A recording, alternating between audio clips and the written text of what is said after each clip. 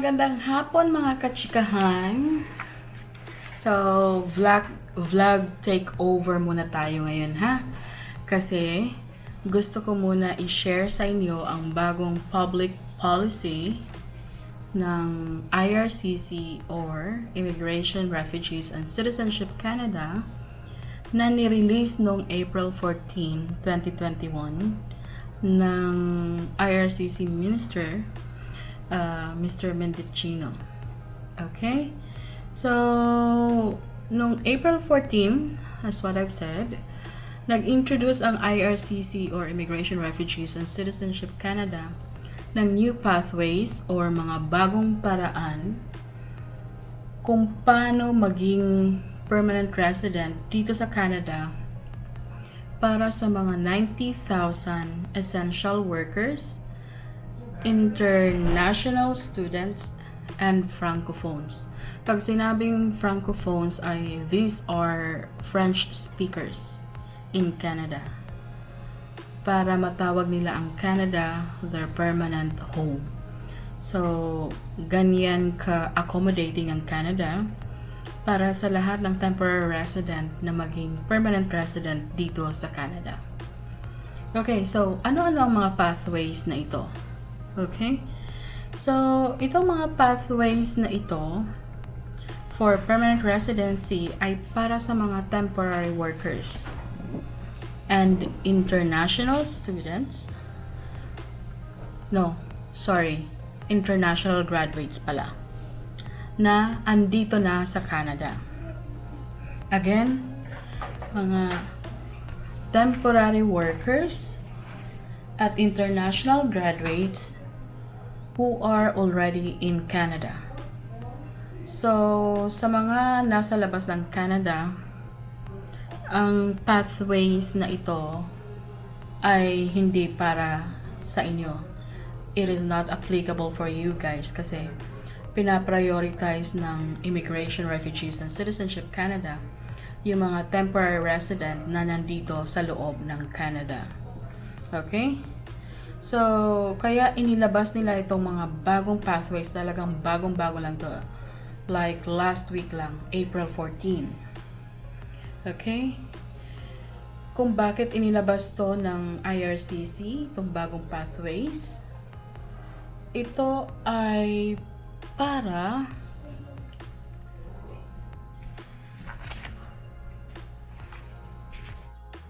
okay. So, continue tayo. Bakit inilabas ng IRCC ang mga new pathways na ito? Okay? Unang-una, ito ay para sa mga temporary resident workers and international graduates who have the skills and experience para makatulong sa Canada to fight the pandemic, global pandemic, at para ma-accelerate or para mapabilis ang recovery ng economy ng Canada. Okay, napakasimple lang. Parang it's both ways, right? So, kung gusto mo maging permanent resident, maging mas mabilis ang iyong permanent residency application dito sa Canada, ay kailangan nasa essential work designation ka at kung hindi, international graduate ka. So, ibig sabihin nun, nakapag what do you call this one? Parang, okay. So, balik tayo. Okay?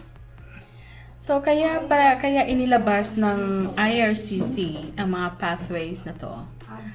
Ito ay para sa mga temporary workers and international graduates who have the skills and experience to fight the pandemic at para mapabilis ang recovery ng economy ng Canada. So, as we all know, malaki ang utang na loob ng Canada sa mga temporary resident workers at saka sa mga international graduates kasi sila, they are a big help sa labor shortage dito sa Canada. At saka yung mga international graduates, they do a lot of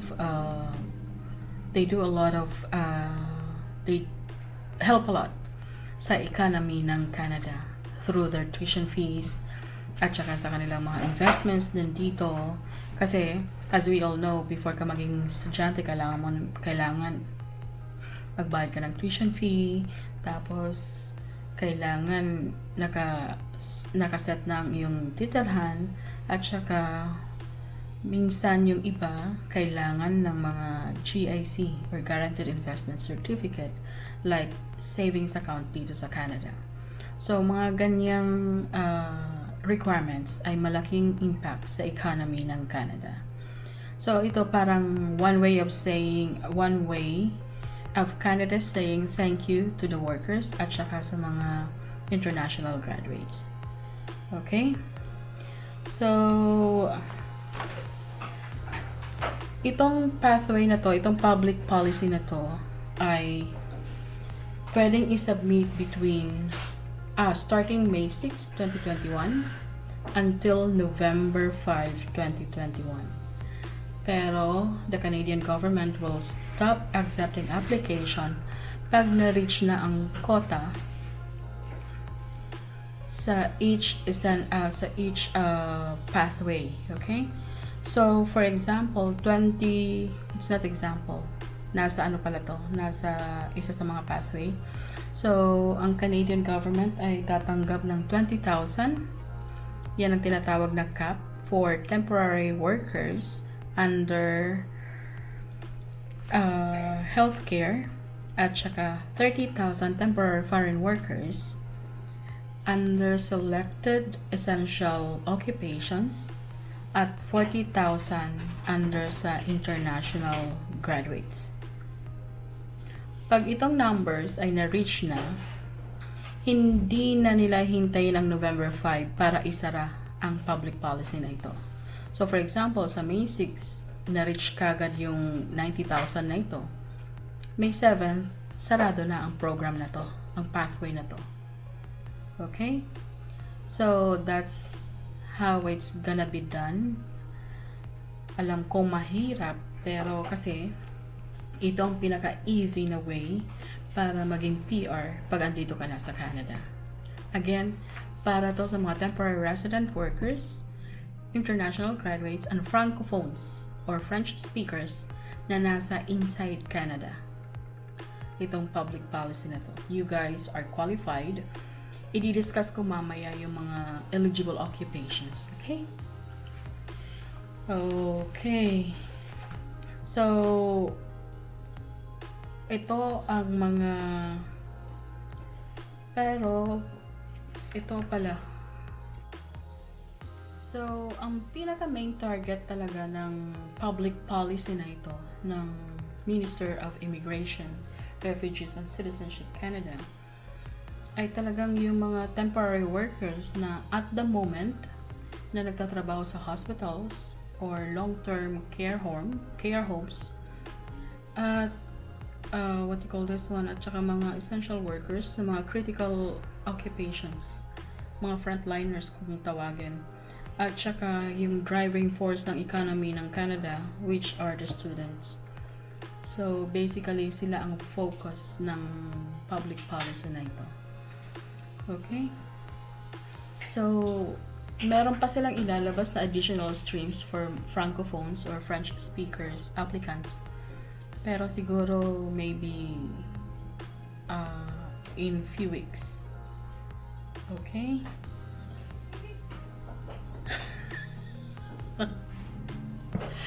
Say hi. Hi.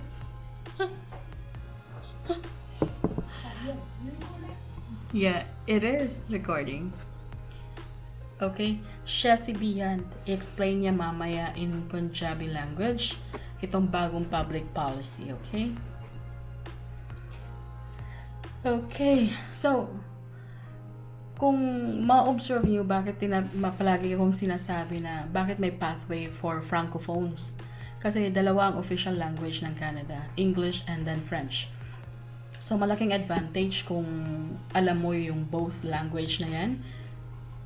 Kasi mas malaki ang chances mo maging PR right away. Okay. Now, punta na tayo sa sino ang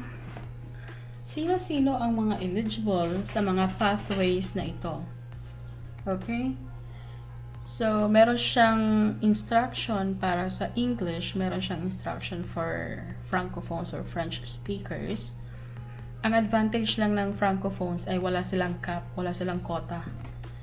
So, hindi tulad ng English na kailangan 20,000 lang sa essential health workers, 30,000 sa essential selected essential occupations, at 40,000 sa international graduates. So, kung ikaw ay French speaker, or what I mean, meron kang French na na parang language exam, yung counterpart ng IELTS, then you can always apply anytime as long as mamimit mo ang eligibility requirements ng isang aplikante. Okay, so punta tayo una sa worker. Okay, so meron ditong 2, 4, 6, 8, 9 requirements. Okay, so una ay kailangan sa workers to ha, temporary workers under selected occupations. Okay. So, change ko para makita nyo yung okay. Ayan. Kita ba?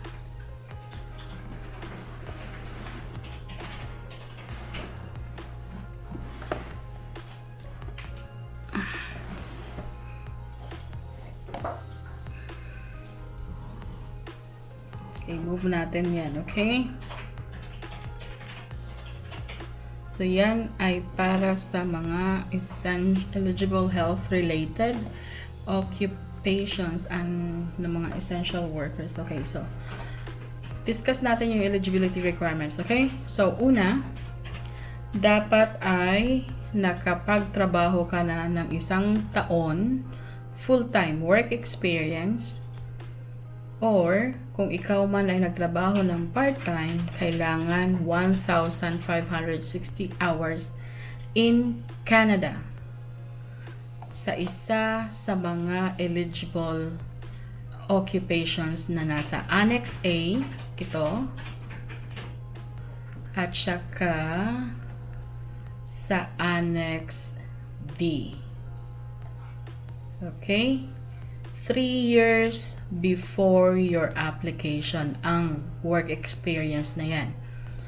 So, for example, yung experience mo na ikaw ay isang cashier ay nangyari noong 2016, hindi ka kasali. Okay? Kasi 3 years. 18, 17, 18, 19, 20. No, 18, 19, 20. Okay? So, 2018, 19, and 20. 3 years preceding the date ng application mo for permanent residency. Okay? At, meron yung ini-explain na ang Stream A, yung 1 year work experience mo, na na-acquire mo sa Annex A, ay hindi mo pwedeng i-combine sa mga work sa Annex B.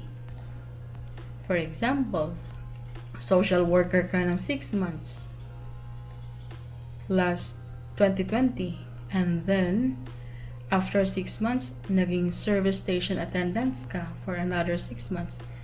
Hindi ka qualified kasi hindi siya pwedeng i-combine. Kailangan 1 year kang nagtrabaho as a full-time as a social worker para maging qualified in order for you to qualify in this public policy. Okay? So the same thing with Annex B. Hindi mo siya pwedeng i-combine. Okay? Pangalawa, so kailangan at the moment employed ka sa any occupation at the time your application for permanent residency is received. So, kailangan nagtatrabaho ka, ibig sabihin nun, you are a work permit holder. Okay? Sunod. Kailangan hindi ka self-employed. So, pag ikaw ay isang self-employed sa isa sa mga works na ito, hindi ka nag-qualify. So, hindi ka qualified to apply for permanent residency unless you are working as a medical doctor in a fee-for-service arrangement with a health authority. So, kung ikaw ay medical doctor at saka ang nagbabayad sa iyo ay Fraser Health tulad dito sa British Columbia, ay pwede mong i-consider yun na trabaho. Okay? But then it should be like 1 year work experience in the same occupation, like hindi pwedeng i-combine. Okay? Sunod. Ang kailangan mo lang sa IELTS ay CLB 4. Okay? Pag sinabing CLB 4, ibig sabihin nun, reading ay 3.5, writing ay 4, listening ay 4.5, at saka speaking ay 4. So, pinakamababang CLB to sa IELTS, which is advantage nating mga Filipino kasi nga mas madali sa ating pumasa sa mga ganitong kind ng examination. So, CLB4, masyadong advantage na natin dyan. Okay? Next. Intend to reside in a province or territory other than Quebec. So, ibig sabihin nun, kailangan magstay ka sa province kung saan ka nag-apply ng, I think, at least mga 1 year. Kailangan mong ipakita na sa province kang yun, mag-stay for a year. Okay? So, pag ikay nakatira sa Quebec, hindi ka qualified dito. Okay? And next ay having submitted an application for permanent residence using the forms, kung ano man ang mga forms na nandun sa public policy. Okay? Like yung mga forms na updated forms galing sa website ng IRCC. Sunod. Ang application na ito ay i-apply using online. Okay? So, ito ay hindi paper application, but then it is an online application.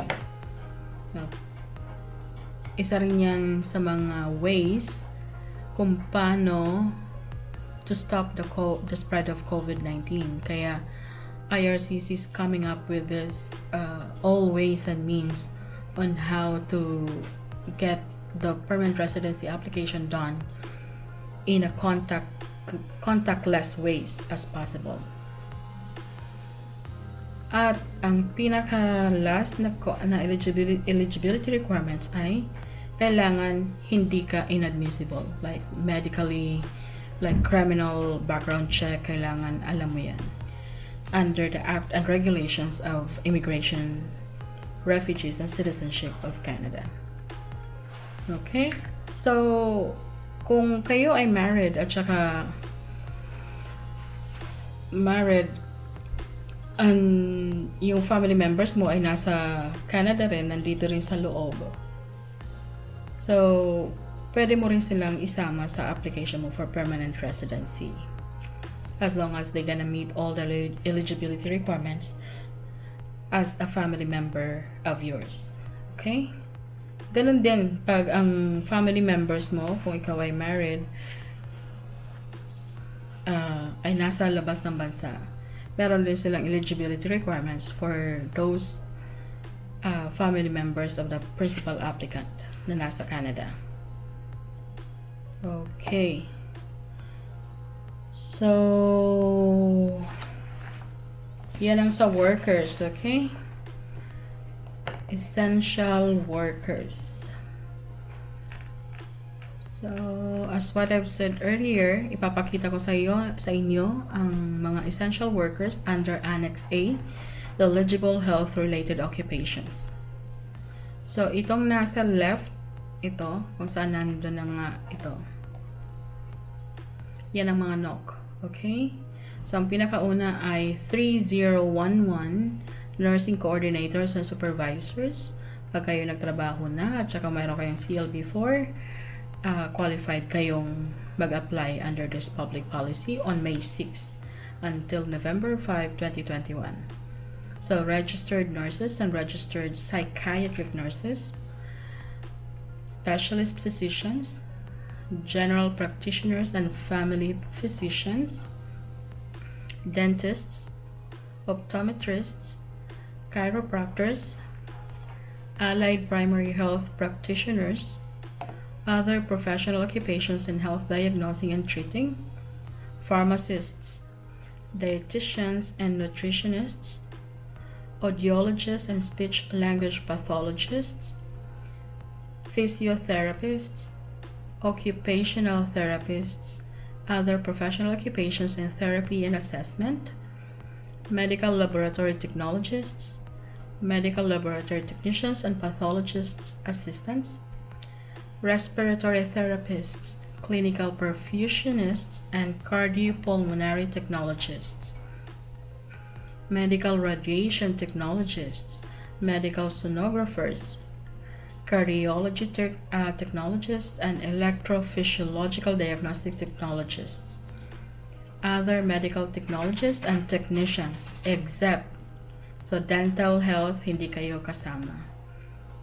Ang alam ko, meron pa dyan ang mga veterinary, ayun, except veterinarians, that is NOC 3114, and animal health in education, law, and social, community, and government services. Animal health technologists and veterinary technicians, NOC 3213, ay hindi kayo kasali. Okay? Again, ang hindi qualified sa public policy na ito under eligible health-related occupations ay veterinarians, NOC 3114, and animal health technologists and veterinary technicians, NOC 3213. Okay? So, continue. Tuloy tayo sa mga eligible health-related occupations under this public policy na pwedeng mag-apply sa May 6 until November 5, 2021. Again, remember, 20,000 ang quota sa application na to. Healthcare workers. Next, denturist. May chance kayong mag-apply for permanent residency. Sorry. Okay. Oh my God, I'm really sorry. Hindi pala nakikita. Ayan. Okay. Dental hygienists and dental therapists. Dental technologists, technicians, and laboratory assistants.